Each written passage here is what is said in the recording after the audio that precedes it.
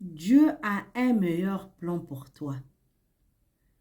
Frères et sœurs, si tu n'es pas encore abonné, abonne-toi pour qu'on puisse se fortifier ensemble. Et n'oublie pas la cloche de notification sur YouTube.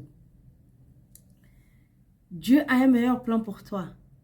Je sais que tu penses que ce que tu es en train de faire en ce moment, c'est meilleur.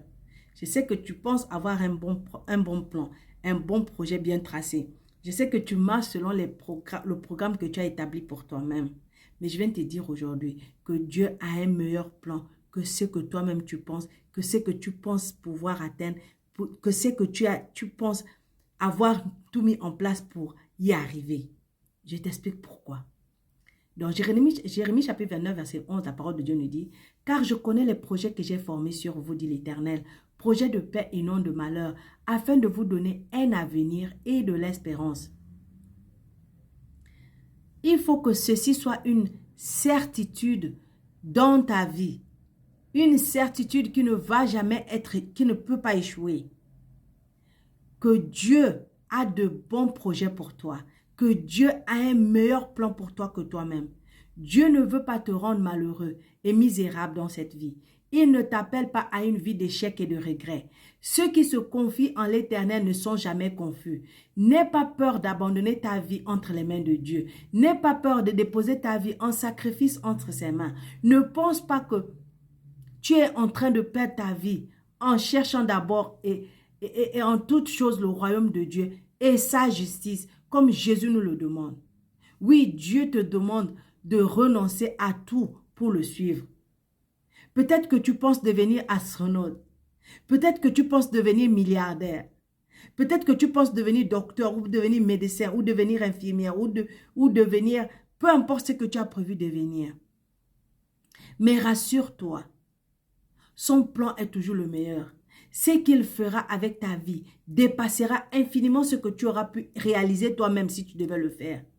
Les gens te trouveront peut-être bizarre et te rejetteront, t'abandonneront, te laisseront tomber, te critiqueront, diront n'importe quoi sur toi. Tu passeras par des moments difficiles, c'est vrai. Mais le Seigneur t'amène vers de verts pâturages. Il t'amène vers le repos. Tu trouveras une paix et une joie sans égale.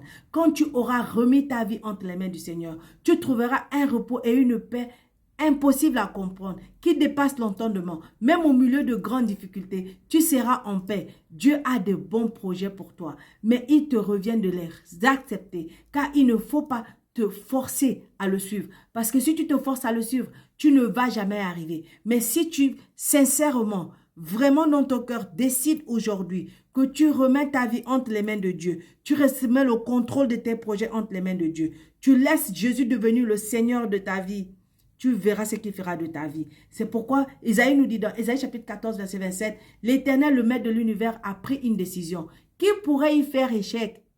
Sa puissance est déployée. Qui pourrait l'écarter?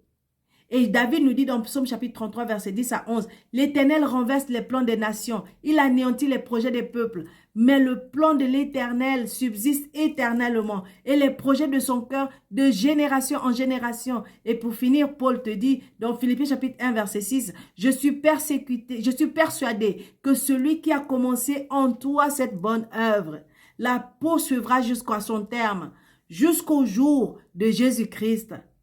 Alors, cette bonne œuvre en toi doit se matérialiser. Accepte-la et marche. Abonne-toi.